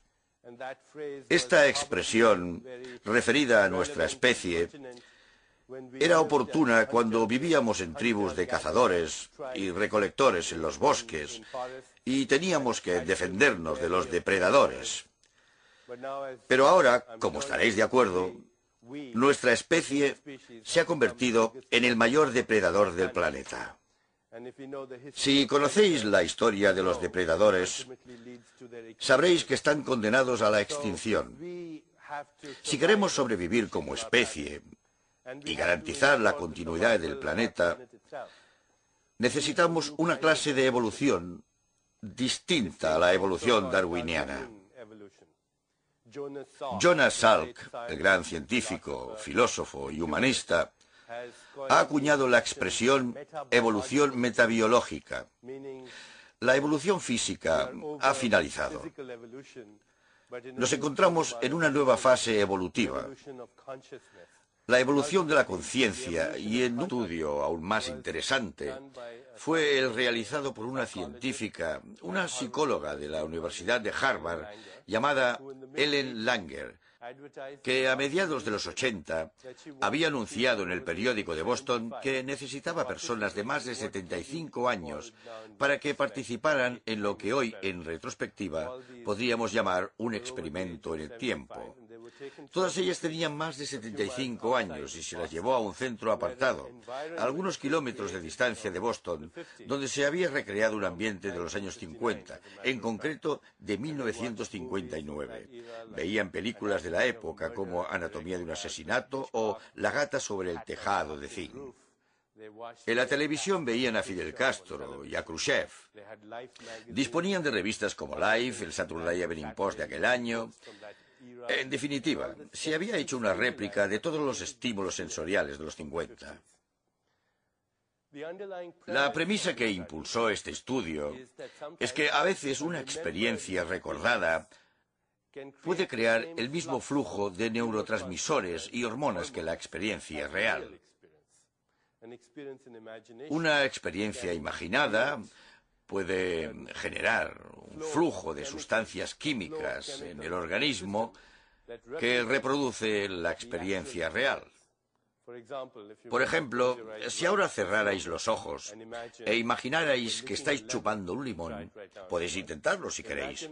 Imaginad que estáis chupando un limón y enseguida notaréis que estáis segregando enzimas salivares. Si imaginarais que estáis corriendo tras un tren, aceleraría vuestro ritmo cardíaco. En cambio, si imaginarais que vais a dormir, lo ralentizaría. Si imaginarais, como hacían algunos yogis antiguamente en la India, y aún hoy, que tenéis carbones ardiendo en la mano, se incrementaría la temperatura de la mano. Y si al mismo tiempo imaginarais que tenéis cubitos de hielo en la otra mano, bajaría la temperatura de esa mano. Si recordáis experiencias estresantes por las que habéis pasado hace poco o incluso hace bastante, se liberará adrenalina y cortisona en el organismo. Hasta podría generarse ácido hidroclórico en el estómago y causaros acidez. Así pues, hace tiempo que se sabe que una experiencia recordada puede desencadenar el mismo flujo de neurotransmisores y la misma liberación de sustancias químicas en el organismo que una experiencia real. La doctora Langer pidió a las personas del experimento que volvieran a los años 50. ¿Y qué ocurrió? Al cabo de una semana, varios biomarcadores analizados revirtieron en gran medida. Entre ellos, es un logro extraordinario y asombroso, únicamente atribuible a la especie humana. Porque imagino que ningún otro animal conoce la diferencia entre un lunes y un martes. ¿Qué diferencia hay? Es solo una idea. Es solo una idea. Y las ideas no se ven. No se pueden meter en un tubo de ensayo. No se pueden observar al microscopio. Pero las ideas han sido las precursoras de la enfermedad, la muerte, la devastación y la guerra.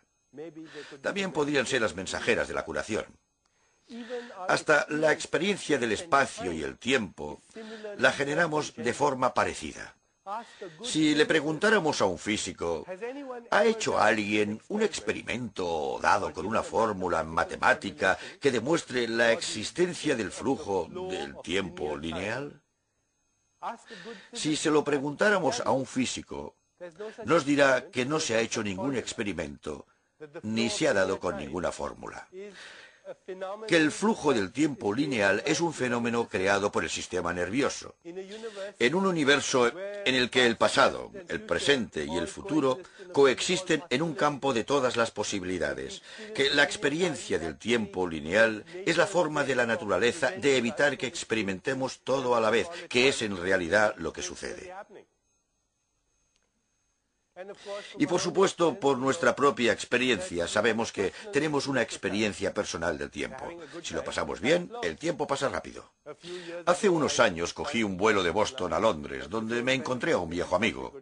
Lo pasamos tan bien que el tiempo pasó volando. El vuelo duraba 6 horas, pero a nosotros nos pareció que pasó, como dice la expresión, en un plis-plas. No comimos, no dormimos. Cuando llegamos, ni siquiera experimentamos el lag. Todos estos ciclos biológicos, ciclos fijos de descanso y vigilia, todos estos ritmos que orquestan la digestión y el metabolismo se reestructuraron. Como consecuencia de la experiencia, lo pasamos bien. Todos conoceréis a personas de vuestro entorno que parecen la viva imagen de la expresión «se me acaba el tiempo». Ven el mismo reloj que todos, pero para ellos va mucho más rápido. Si las examináramos, veríamos que tienen un reloj biológico acelerado, ritmos cardíacos más rápidos y plaquetas con altos niveles de adrenalina, plaquetas que se acurrucan de miedo, así como altos niveles de otras hormonas del estrés. Cuando de repente mueren de un infarto prematuro, entonces claro que se les ha acabado el tiempo. Y luego conocemos a personas cuyo diálogo interno parece que sea «tengo todo el tiempo del mundo». Tienen un reloj biológico más lento. Todos pida consigo mismo. Dentro de un momento, analizaremos quién puede ser esta persona y dónde podría residir. Pero, por el momento, admitiremos que quien quiera que sea, nunca calla. La conversación no cesa en ningún momento. Si le preguntáramos a un buen neurobiólogo al respecto, diría que el sistema inmunológico escucha esta conversación. De hecho, este especialista diría que no hay diferencia entre el sistema inmunológico y el sistema nervioso. Afirmaría que el sistema inmunológico es un sistema nervioso en circulación. Y por si eso no fuera suficientemente intrigante e interesante, el mismo fenómeno tiene lugar en el resto de células del organismo. Si uno dice que siente un extraño presentimiento en las tripas, no está hablando metafóricamente, sino literalmente. Las tripas sintetizan las mismas sustancias que el cerebro cuando produce pensamientos, cuando fabrica pensamientos. De hecho, uno podría fiarse un poco más de sus tripas, porque las células de las tripas no han evolucionado al estadio en que dudan de sus pensamientos. Lo que trato de decir es que este cuerpo de moléculas, en realidad, es la experiencia objetiva de la conciencia. Y la mente es la experiencia subjetiva de la conciencia. Pero los dos son inseparables. Son el mismo fenómeno bajo diferentes disfraces. Experimentamos la información y la energía. Y ello no debería ser tan difícil de entender hoy, porque vivimos en un mundo de información y energía. Hoy la tecnología es tecnología de la información. Experimentamos la información y la energía subjetivamente a través de la mente. Y experimentamos la información y la energía objetivamente a través del cuerpo, pero también a través del mundo físico. Que el mundo físico exterior está formado por información y energía que experimentamos a través de nuestros sensores. Nuestros sensores son transductores que convierten la información y la energía en sabores, texturas, formas y colores.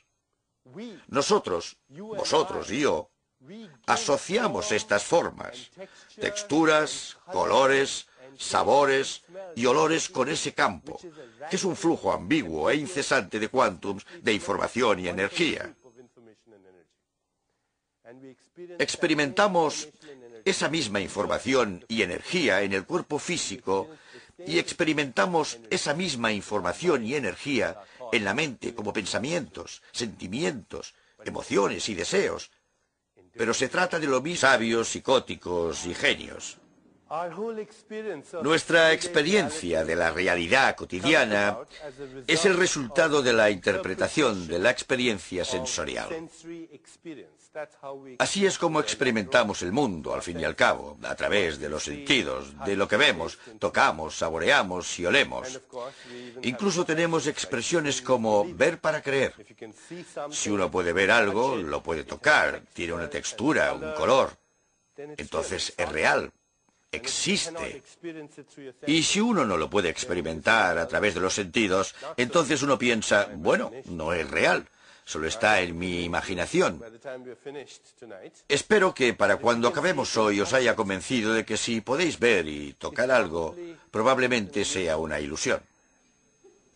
No tiene una realidad intrínseca, Y en cambio, el embrión de algo que no podéis experimentar a través de los sentidos, que ni siquiera podéis imaginar, que no es conceptualizable, es más real que cualquier otra cosa que tengáis en la mente o podáis experimentar a través de los sentidos.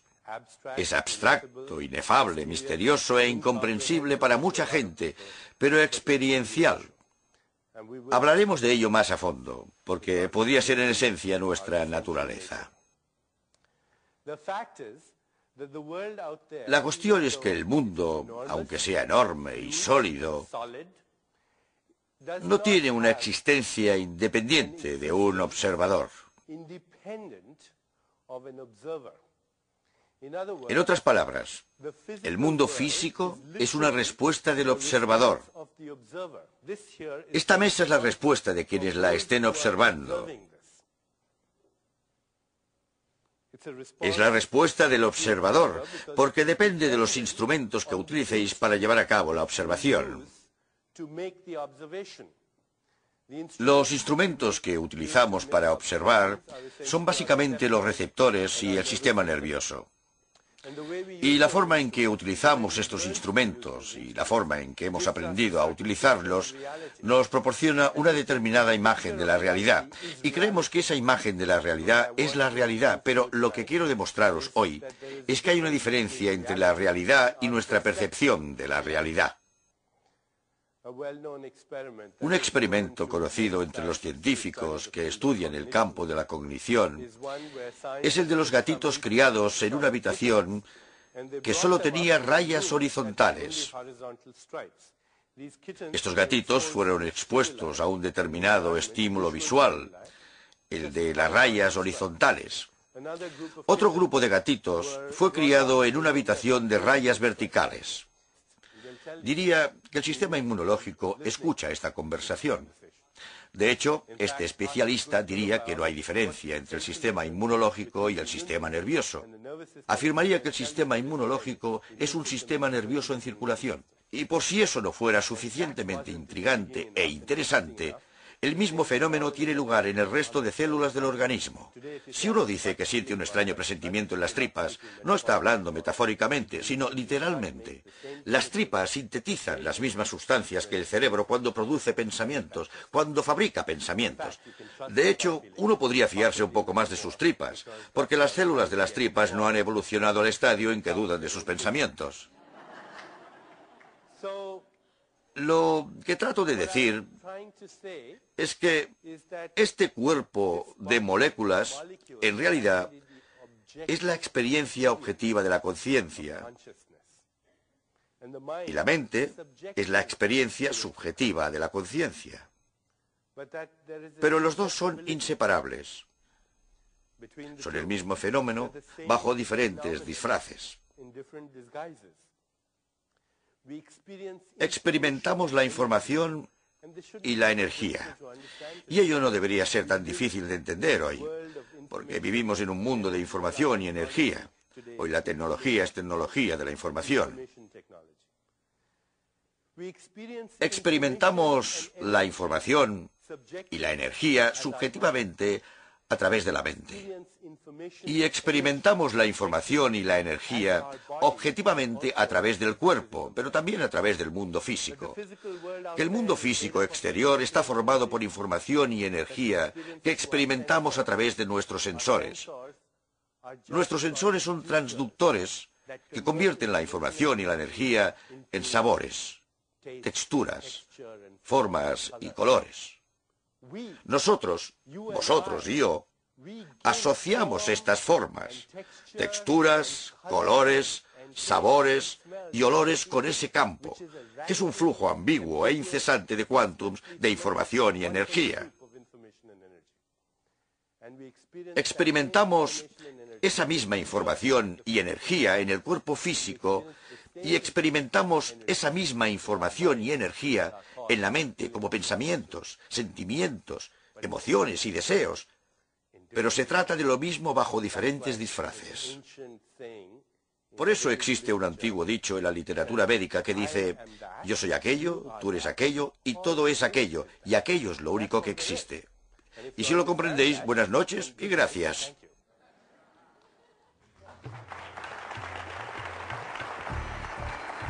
relación con el envejecimiento. Otro estudio aún más interesante fue el realizado por una científica, una psicóloga de la Universidad de Harvard, llamada Ellen Langer, que a mediados de los 80 había anunciado en el periódico de Boston que necesitaba personas de más de 75 años para que participaran en lo que hoy, en retrospectiva, podríamos llamar un experimento en el tiempo.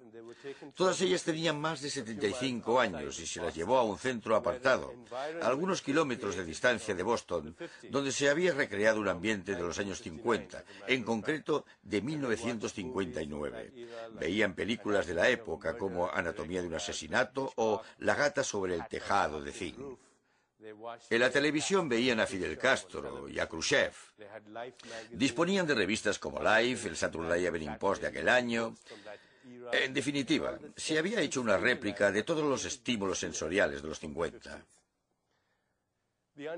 La premisa que impulsó este estudio es que a veces una experiencia recordada puede crear el mismo flujo de neurotransmisores y hormonas que la experiencia real.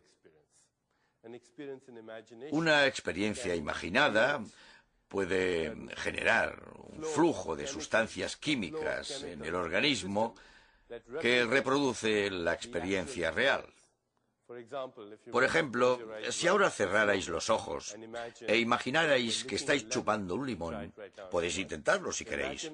Imaginad que estáis chupando un limón y enseguida notaréis que estáis segregando enzimas salivares. Si imaginarais que estáis corriendo tras un tren, aceleraría vuestro ritmo cardíaco. En cambio, si imaginarais que vais a dormir, lo ralentizaría.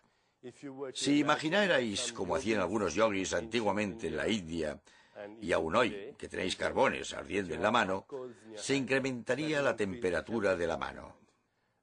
Y si al mismo tiempo imaginarais que tenéis cubitos de hielo en la otra mano, bajaría la temperatura de esa mano. Si recordáis experiencias estresantes por las que habéis pasado hace poco o incluso hace bastante, se liberará adrenalina y cortisona en el organismo. Hasta podría generarse ácido hidroclórico en el estómago y causaros acidez. Así pues, hace tiempo que se sabe que una experiencia recordada puede desencadenar el mismo flujo de neurotransmisores y la misma liberación de sustancias químicas en el organismo que una experiencia real. La doctora Langer pidió a las personas del experimento que volvieran a los años 50. ¿Y qué ocurrió? Al cabo de una semana, el gran poeta sufí Rumi, que vivió en el Líbano, en el Oriente Medio, hace 1000 años, dijo: «Girando salimos de la nada, estrellas en expansión como el polvo». Dijo: «Observad esos mundos que surgen girando de la nada. Este es vuestro poder. Ahí fuera, donde están las ideas del bien y el mal, hay un campo. Ahí me reuniré con vosotros». ¿En qué consiste esta nada? ¿Es solo un vacío o podría ser el viento de la creación? ¿Es posible, aunque sea de forma remota, que la naturaleza actúe exactamente del mismo modo para crear una galaxia de estrellas, o un grupo de nebulosas, o una selva tropical, o un cuerpo humano que para crear un pensamiento? ¿Os habéis preguntado qué es un pensamiento? ¿Os habéis preguntado de dónde procede? ¿Qué es un pensamiento? Me gustaría sugeriros que un pensamiento es un fenómeno cuántico. Para aquellos que no estén familiarizados con la terminología de este campo, los físicos definen un quantum como la unidad indivisible más pequeña en que se emiten o absorben las ondas de información y energía. Un quantum de luz, por ejemplo, se le conoce como fotón. Un quantum de electricidad se le conoce como electrón. Un quantum de gravedad se le llama gravitón. Es la partícula subatómica básica que mantiene unido el universo. Pero no son más que etiquetas para definir unidades de energía e información.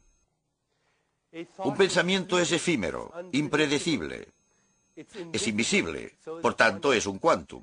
Efímero, imprevisible, invisible. Un pensamiento también es una unidad de información y energía. Cada pensamiento que tengáis es una unidad de información y energía. Si pensáis, quiero mover los dedos de los pies, ese pensamiento tiene dos componentes. Energía, si no, los dedos no se moverían. E información, una serie de instrucciones precisas, distintas a parpadear los ojos. Los fenómenos cuánticos dan lugar a la manifestación del universo. Pero también dan lugar a la manifestación del cuerpo. Los pensamientos que son fenómenos cuánticos se transforman en fenómenos de espacio-tiempo, que llamamos materia. Y esta no es una mera hipótesis de la filosofía oriental. Tiene fundamento científico. Hace 15, 20 años que sabemos que los pensamientos tienen sustrato atribuible a la especie humana. Porque imagino que ningún otro animal conoce la diferencia entre un lunes y un martes. ¿Qué diferencia hay? Es solo una idea. Es solo una idea. Y las ideas no se ven. No se pueden meter en un tubo de ensayo. No se pueden observar al microscopio. Pero las ideas han sido las precursoras de la enfermedad, la muerte, la devastación y la guerra. También podrían ser las mensajeras de la curación. Hasta la experiencia del espacio y el tiempo la generamos de forma parecida. Si le preguntáramos a un físico, ¿ha hecho alguien un experimento dado con una fórmula matemática que demuestre la existencia del flujo del tiempo lineal? Si se lo preguntáramos a un físico, nos dirá que no se ha hecho ningún experimento, ni se ha dado con ninguna fórmula. Que el flujo del tiempo lineal es un fenómeno creado por el sistema nervioso. En un universo en el que el pasado, el presente y el futuro coexisten en un campo de todas las posibilidades. Que la experiencia del tiempo lineal es la forma de la naturaleza de evitar que experimentemos todo a la vez, que es en realidad lo que sucede. Y por supuesto, por nuestra propia experiencia, sabemos que tenemos una experiencia personal del tiempo. Si lo pasamos bien, el tiempo pasa rápido. Hace unos años cogí un vuelo de Boston a Londres, donde me encontré a un viejo amigo. Lo pasamos tan bien que el tiempo pasó volando. El vuelo duraba 6 horas, pero a nosotros nos pareció que pasó, como dice la expresión, en un plis-plas. No comimos, no dormimos. Cuando llegamos, ni siquiera experimentamos el lag. Todos estos ciclos biológicos, ciclos fijos de descanso y vigilia, todos estos ritmos que orquestan la digestión y el metabolismo se reestructuraron. Como consecuencia de la experiencia, lo pasamos bien. Todos conoceréis a personas de vuestro entorno que parecen la viva imagen de la expresión «se me acaba el tiempo». Ven el mismo reloj que todos, pero para ellos va mucho más rápido. Si las examináramos, veríamos que tienen un reloj biológico acelerado, ritmos cardíacos más rápidos y plaquetas con altos niveles de adrenalina, plaquetas que se acurrucan de miedo, así como altos niveles de otras hormonas del estrés. Cuando de repente mueren de un infarto prematuro, entonces claro que se les ha acabado el tiempo. Y luego conocemos a personas cuyo diálogo interno parece que sea «tengo todo el tiempo del mundo». Tienen un reloj biológico más lento. Todos lo hemos experimentado alguna vez. Quizá estábamos enamorados.